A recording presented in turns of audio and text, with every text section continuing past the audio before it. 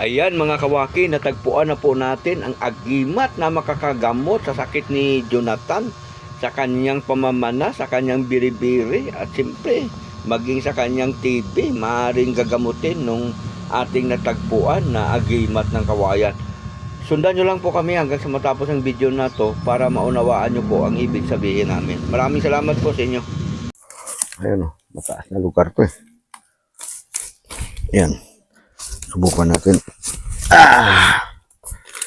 Ay, nagabulok na yung mga bunga ng santo natin. Ayun. Mayroon pala dito, mga kawaki. Ito yung, kung natandaan nyo nung mga nakaraang taon, mga kawaki, may video tayong nag-viral tungkol doon sa balbas ng kawayan o kaya sa biguti ng kawayan. Pero ibang puno yon mga kawaki. Ano? Medyo malayo ang pwesto nito mula doon sa una nating na binidyo. Ngayon, nung naibidyo natin yun nung nakaraan, mga kawaki,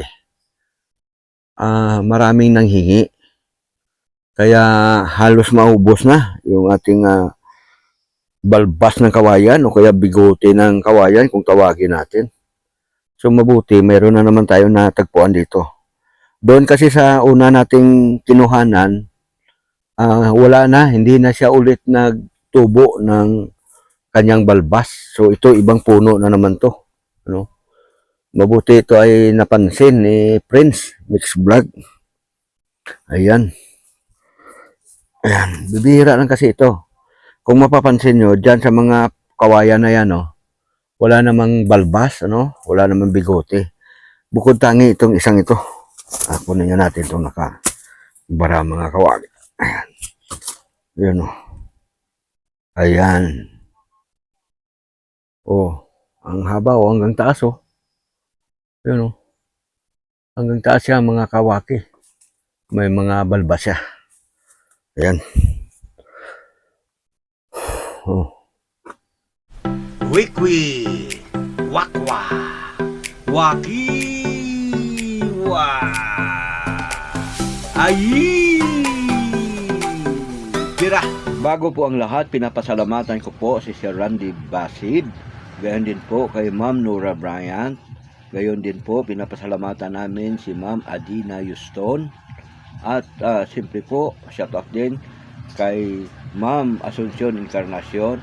At higit sa lahat po, atin pong pinapasalamatan si Ma'am Edita Mix Vlog at si Ma'am Erlinda Official Vlog. Siyempre, si Prince Mix Vlog, kasama po natin pinapasalamatan. Gayon din po si Kahimas TV. Pakisupport po natin yung kanilang mga channel, mga kawaki. So ito, mga kawaki, nakachimpo na naman tayo. Medyo sunerte tayo. At nakakita yan si Prince ulit ng kagaya nito, yung balbas ng kawayan. Marami na kasing naghahanap nito sa akin, mga kawaki. Pero kunti na lang yung nasa bahay. Mga na kasi yun mga 2 taon na nakalipas. Nung nakaraang taon naghahanap tayo, pero wala din tayong nakuha noon. Ito ngayon, nakachimpo tayo. Ayan balbas o kaya bigote ng kawayan. So, kaya natin sinasabing kaiba ito dahil kung mapapansin mo, dito sa mga katabi niyang puno, o kaya doon, yun mga yun, mapapansin nyo, wala naman siyang ugat na kagaya nito. Kung ang ugat niya, hindi lang doon sa ibaba tumubo, pati dito sa taas, ay mayroon din siya. Kung sa Ilonggo pa, kapag kayong balbas, bandang itaas na, ang tawag doon ay sabot. Shout out sa mga Ilonggo dyan. Saka mga Ilongga. Shout out po sa inyo. Ayan. Bakit nga ba maraming nagka-interes sa balbas ng kawayan o kaya sa bigote ng kawayan? Bakit nga ba? Kasi, nung mga nauna nating video noon, yung mga nakaraan nating video, mga kawaki, mga kalinda, nabanggit natin doon na ito ay mabisang pangpaswerte sa hanap buhay, sa negosyo, o pang panudlak ba, sa salitang Ilonggo, panudlak. Kung alimbawa, di ba nagtanim ka ng palay, o kaya kahit anong klaseng itanim mong pananim, kukuha ka dito at ilagay doon isabay mo siya doon sa unang pagtanim mo, ang kanyang magiging laman ay marami, kagaya nito, ang haba na at saka marami.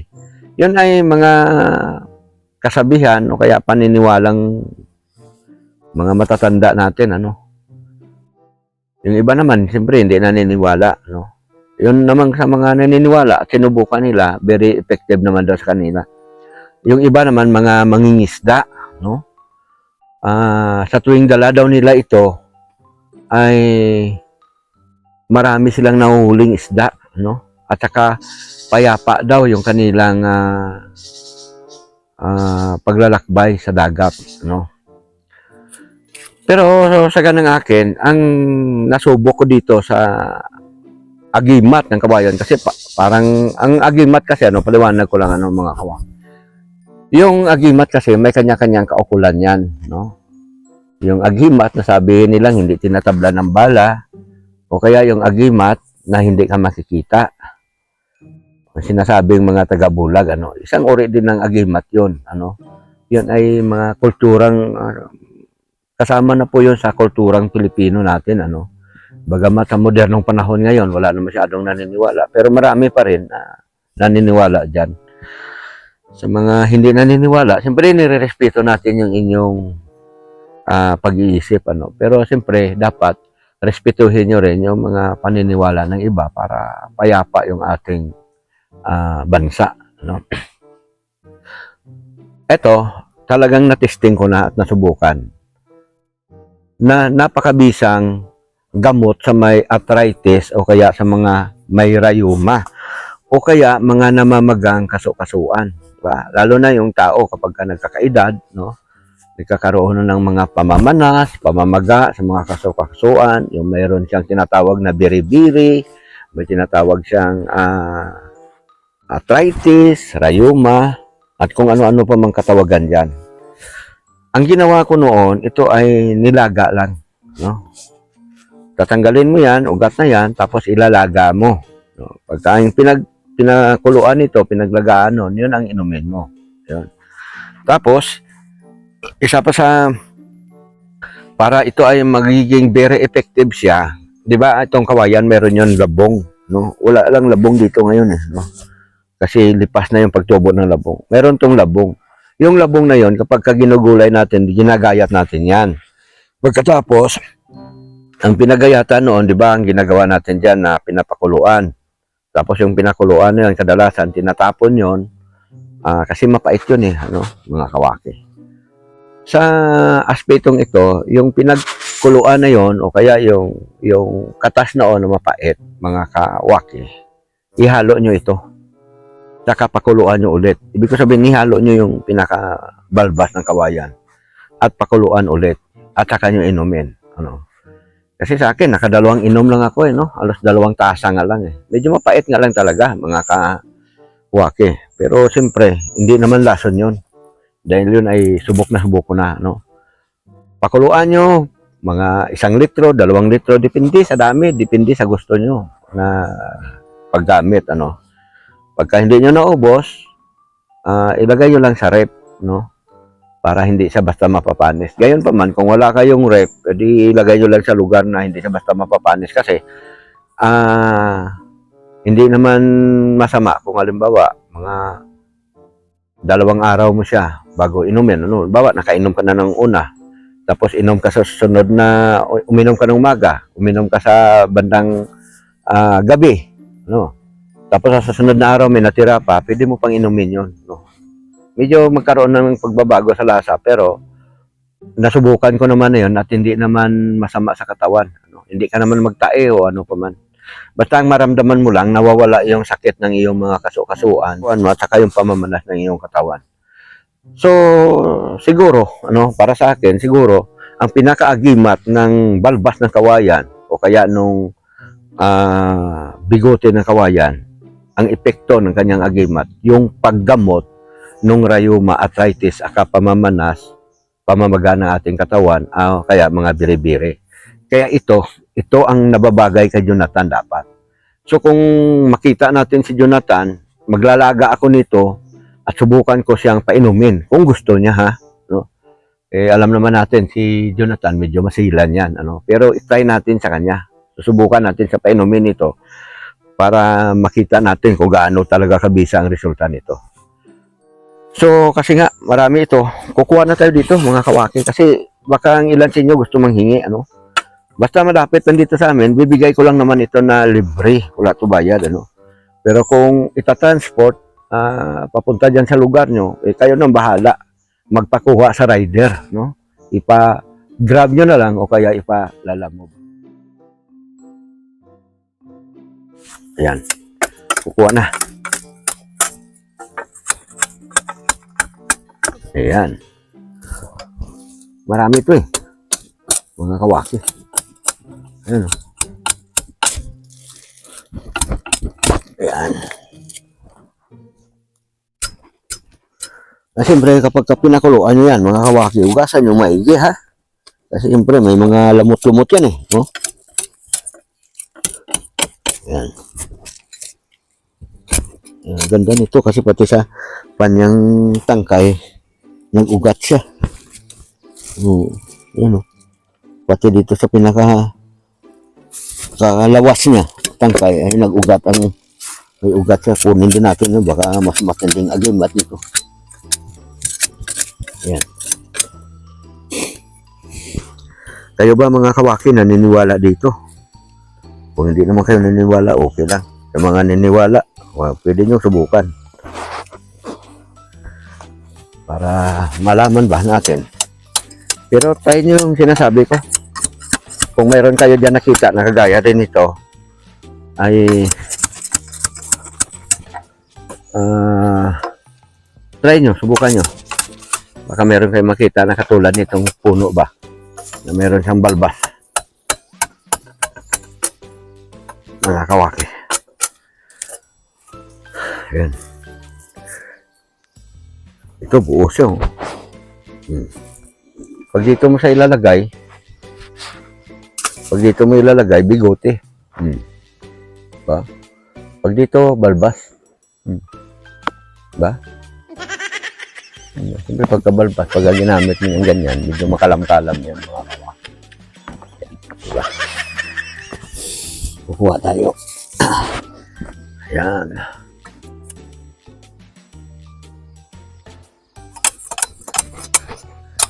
Marami rin tayong kinuha nung mga nakaraan pero naubos talaga yun. Kunti natira. Yung natira na lang doon, yung pang-reserva ko ba. Pagka sumakit yung kasukasuhan ko, nilalaga ko yun. Para maalis ulit. Yan. Ito sa taas. Paki-comment nyo nga dyan mga kawaki. Kung dyan sa inyo, mayroon din kayong ganitong klaseng kawayan. Marami kasing klaseng kawayan. Mayroong tinatawag na kawayan na may tinik. Tawag sa amin nun, original. Mayroon naman yung butong yung walang tinik. Ito naman, ang tawag sa ganitong klaseng kawayan, patong. Kasi ito, dikit-dikit yung buko. Saka maliit lang yung butas sa gitna. Yan. So, ayan. Napansin ko dito, meron din pala dito, mga kawaki. Mas mahaba,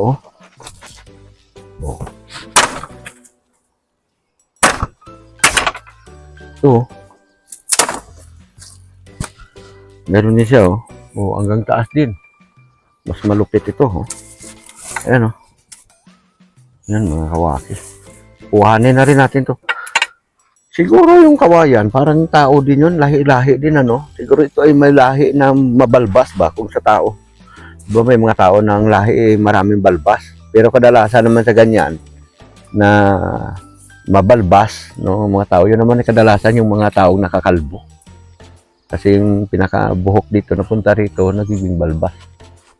Napapansin niyo ba yung ganon, mga kawaki?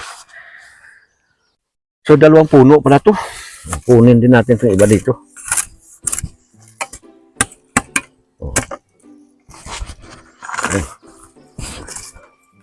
Bihira na yung ganito, na sa isang puno, merong 2 na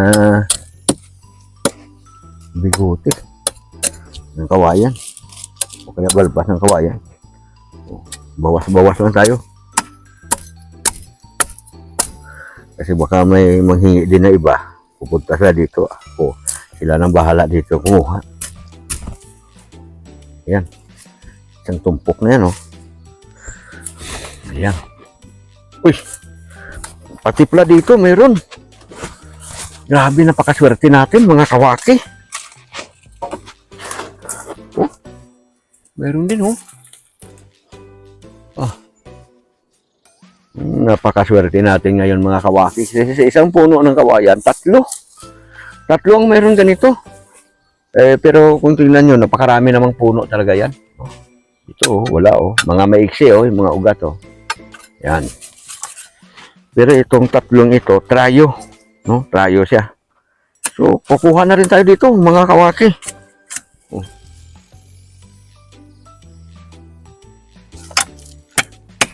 Ah.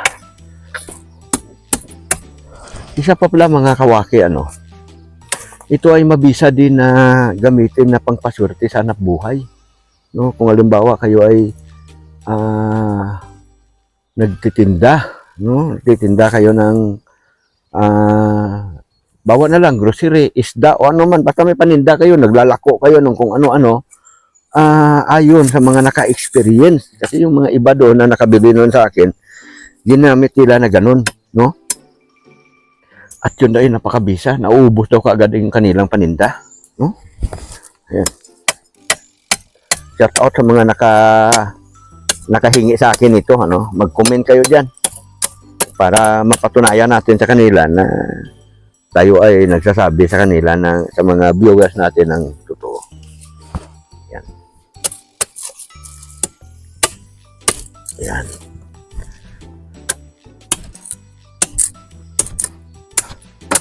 Ikot talaga, oh. Oh, haba pa.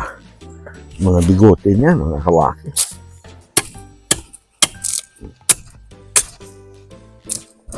Kailangan lang talaga dito ay taga, mga kawaki. Tagaan mo itong kunin kay mahirap, lalo na ito sa liblib na lugar na ito, wala nang bahay dito. Ang mga bahay dito ay mga 2 kilometrong layo o kaya 1 kilometrong layo, pinakamalapit dito. Pero yung mga kubo-kubo na pahingahan, meron din naman dito.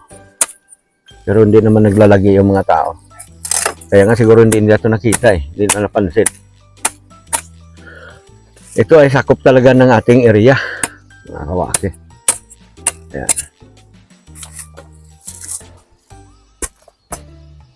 Ayan, kukuha pa tayo dito. Itong habaw. Ayan, o.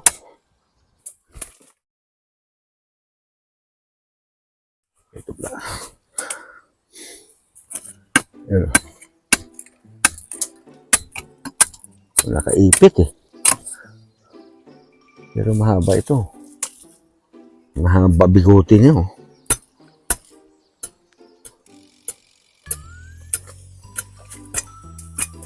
Ayan. Ito yung balbas. Ayan, mahaba siya, mga kawaki. Ayan. Hindi siya kagaya nito. Ito, ugat din ito. Pero maiksi siya, oh. Kumbaga, maiksi ang buhay niya. Oh. Ito mahaba. Alam nyo naman sa kasi, sa mga kawaki, siguro, sa realidad na yung kawayan, may kakaibang katangian talaga yan. Na kahit nadaanan ng bagyo yan, hindi basta-basta yan na nababali, ano? Maring nayuyuko siya, natutumba siya, o kaya naghihilay siya, yung mga naglulundo ba. Pero hindi siya basta-basta nababali, mga kawayan. No? So, kumbaga, yung katangian ng kawayan, parang ino-observe lang ng katawan natin. Kaya siguro ganun, ano. Pero ganun pa man, ang mga medical o kaya yung mga synthetic na gamot ay siyempre kadalasan yan nanggaling din naman sa mga herbal, ano. Yung kanilang mga pinagmimix, kung ano yung mga katangian ng halaman na yun, yung pinagsama-sama nila, pinipino, at ginagawang tablet o kaya capsule. Parang ganun lang ang teorya nito, no? So siguro ito kung gagawin mong capsule ay madali lang inumin. So siyempre medyo madugo ang proseso diyan, mga kawaki. Mm. So, ayan na. Ayan. Ayan. Dami tayo nakuha, oh, mga kawaki, oh. Ito po. Oh, dami tayo nakuha. Ayan, oh. Dami tayo nakuha. Oo, ang ilalaga mo lang naman dito, ganito. Oh, ganito lang kadami, oh. Oh, yan. Mga 1 litro at kalahati na yan. Tubig. Ganyan lang kadami. So yan mga kawaki, mga ka-Linda, mga ka-Edit, Mix Vlog, mga ka-Friends, mga ka-Apin, at saka mga kahimas. Ano? Maraming salamat po lagi sa patuloy na pag-support nyo po dito sa aming mga channel. Sana po paki-like nyo, paki-comment, pa-subscribe, at kung maaari sana paki-share yung video natin ito para malaman din ng iba. Anong malay natin sa ganitong maliit na pamamaraan, makatulong tayo sa kanila para mawala yung kanilang mga sakit-sakit sa katawan. Shout out sa mga kahimas natin dyan. Ayan. O yan, tamang-tama ito kay kahimas kasi lagi siya nangihimas eh. No? So yan, at God bless po. Ingat po kayo lagi. Saan man po kayo panig ng daigdig. Shout out po kay Sir Randy Basid, kay Ma'am Adina Houston.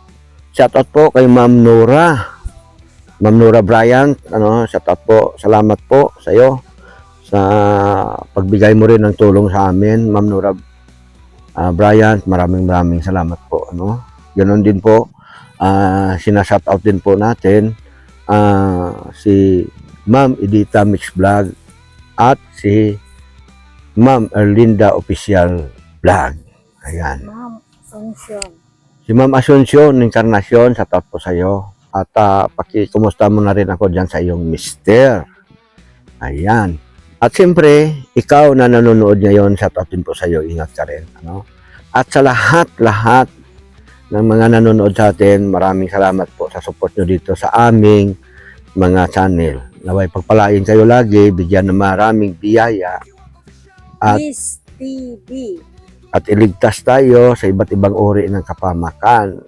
Shoutout po kay Idol Bis TV. Idol, ayan, tingnan mo. Balbas ng kawayan, marami tayong nakuha ngayon. Oo, ayan. Salamat po, Idol, at patuloy ka rin sumusuport dito sa aking maliit na channel. Panoorin nyo rin po yung kanyang mga videos, yung mga vlogs. Kung gusto nyong maraming kaalaman tungkol sa agimat, mutya, anting-anting, mga halamang gamot, basta may kaugnayan sa mga halamang gamot, bumasok po kayo sa kanyang channel, panoorin nyo po yung kanyang channel. Ayan po. Ayan. Panoorin nyo po, ito yung kanyang channel, kay Idol Bis TV. Grabe. Napakagaling yan. Doon talagang ituturo niya sa inyo ng step by step yung mga pamamaraan. Ayan. Salamat. Berana, wakiwak pa. Ayi.